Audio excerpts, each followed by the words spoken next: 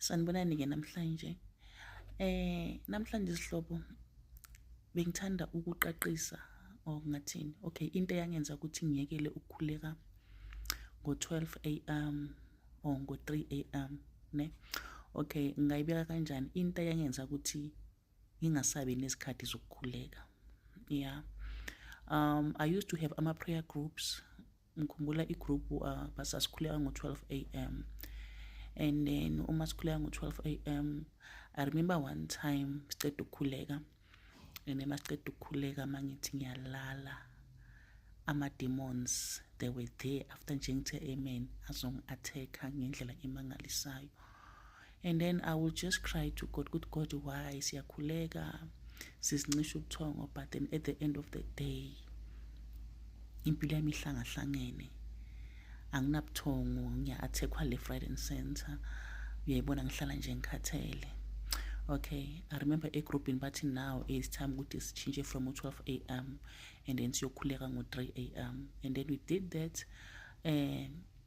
Kwaqhubeka futhi the very same thing beyenzeka, impilo yami soloko ichubeka ihlangahlangene. Yo, ayizibe kunzima. And then ngisakhuleka kuGod ngikhala ukuthi kanti why impilo yami ihamba kanje. uGod ngikhumbula nje ngelanga ngisalindile ukuthi ngilinde ukuvuka ngo-3, ngo-2, around 2 a.m. ngezwa ivoice ke ithi Phumzile, yangibiza ngegama. Then I was like mangichecka isikhathi I knew ukuthi it was the voice of God, because ivoice yakaGod ayinayo i-confusion, uyabona.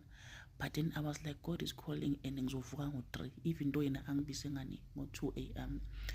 Okay, kwenzeke ngingaphenduli, ngichubeke-ke ngiyovuka ngo-3 a.m. Noma ngikhuleka ngo-3 a.m. bengingazizwa nokuthi ngithini nje, bese kuyinto nje ngiyenza ngenjwayelo. uGod ngoba akadeli ngabantwana bakhe will just continue to call on my name until one time kwambuleka kimi ukuthi uGod mangabe angibiza usuke afuna ngiresponde ngaleso sikhathi leso. And then wangibiza uGod one time again, and then ngalelo langa lelo I just responded positively. I said yes Lord, I'm listening. Ngithe mangisho njalo mangivuka ngahlala, and then ngathi God ngiyabonga ukuthi ungivuse for a purpose, and ngiyabonga ukuthi angeke ungivuse kungananto ebalekile. Ngibonga ukuthi whatever the devil was planning seyikhanselekile, whatever the devil was planning to do ayisekho ngegama likaJesu. Ngathi thank you Father God. Ngalala, ngithe mangithi ngiyalala ngezwa into beyisewindini yavele yahamba yasuka yahamba, kuthi kahle bekunenguzanguza yedemon laphana efasitereni yahamba. And then ngathi mangivuka ngathi God ngiyabonga, kanti ukulalela kunama breakthrough kangaka.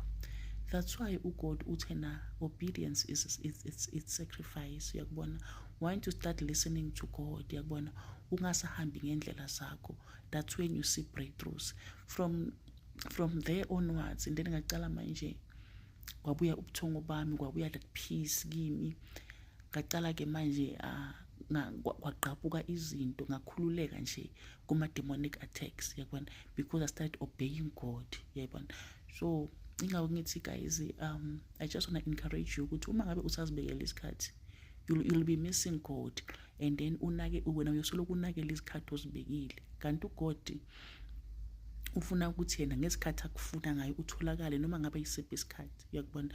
Because remember iBhayibheli encwadini yeThessalonika chapter 5, I think from like verse 18, lithi pray without ceasing. So uma ngabe ungumuntu okhuleka manje uzokhuleka ngo-12 uzokhuleka ngo-3, it means when you pray and cease, you pray and cease. Kanti then let's pray without ceasing, it simply means ukuthi anytime it's time for prayer, yakubona. Bese kunale Passion Translation ithi make your life a prayer, meaning that prayer it's a lifestyle. Prayer ayinazikhathi, prayer anasikhathi. Okay, kungenzeka mhlambe once in a while God will lead you to prayer at a particular time, but it doesn't mean ukuthi sekuyisikhathi sakho somkhuleko, ngoba masawenza njalo it simply means ukuthi you are religious, uyabona. Kanti siba ne-spirit religion lana sifuna i-relationship noNkulunkulu, uyabona. So mina I started obeying God, and then izinto zami zashintsha, impilo yami azange iphinde ifane. Okay, another example, I remember one time umntanami waya somewhere, ngamtshela ukuthi okay, mawuqedile nene ngizokulanda ke, ngizokuthola endaweni so. Okay, mase kaqedile umntanami uyangifonela ke uthi mama sengicedile, ngithi okay, suka ke nami ngizophuma manje. And bengiwasha izitsha esinkeni. Ngithe mangiqeda ukudropa ifone, God spoke ukuthi pray for her, uyabona. Then I said, God, Father, God, I'm thankful ukuthi lapho khona usave whatever the devil was planning to do, the cancel you. Just like that, azange ngisuke ezinkini basho sengizivayile ekamereni of ngakhuleka ngimile khona ezinkini. After ngidropa ifone ngaphuma. Mangiphuma ngiyomlanda ke ngiyamthola umntana ekhoneni umile uyakhala. Hawuthanda wakwenzakalani? Mama mangithathela ifone lo mfana usuke manje ushone ngapha. Ngavele ngathi ungasakhali. Because bekufuneka kwenzeke worse than this, bekufuneka mhlambe kuba ukulimazile or something, but then ifone is replaceable, uyakubona impilo yakho is safe right now. And I said, God, I'm thankful, ngiyabonga ukuthi kahle kahle awulenzi iphutha and uhlezi usibhekile nemindeni yethu, uyakubona. So engizama ukusho ukuthi i-prayer, it is supposed to be done anywhere, everywhere, anytime.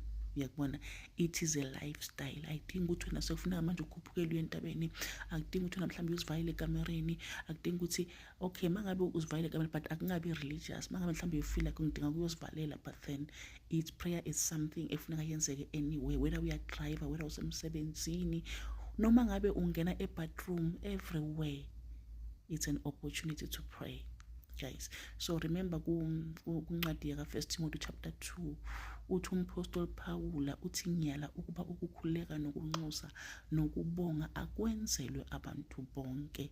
Akakhuluma ngezikhathi uthi ze ukukhuleka akwenzelwe abantu bonke, and then uthi kule mkhuleko sikwenze futhi ngokubonga, yabona.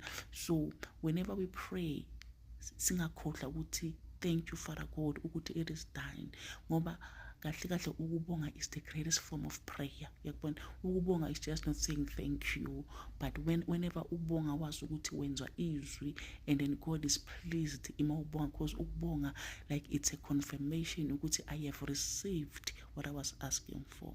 Yiloko ke sihlobo ngithanda ukusho ke namhlanje, uNkulunkulu anibusise. Amen. Hello Mzansi, welcome to Ngosi waseMzansi. Nangisisi, she's revealing why ayekele kuthandaza ngabo 12 ebusuku, uthi bekajwayele ukuthi thandazela Shem Nkosi yami ngo-12 ebusuku, azasethi alarm vele ukuthi ngo-12 uyathandaza, but ukekelile konke lokho because usuke ku-12 waya ku-3, but still into takhe ubeti better, into takhe tingahambi kahle because yena bekade sethela isikhathi yena lesikhathi lebekathandaza ngaso akusiso leNkulunkulu bekafuna ukuthi athandaze ngaso. Uthi sometimes kumlalela uNkulunkulu nokulalela live lakhe kungenditindo ngokuthanza kwakho nangesikhathi sakho kuyakukhulula etindweni letiningi. What you take on that? Do subscribe or share your thoughts down on the comment section. I will see you on the next one. I'm signing out. Goodbye.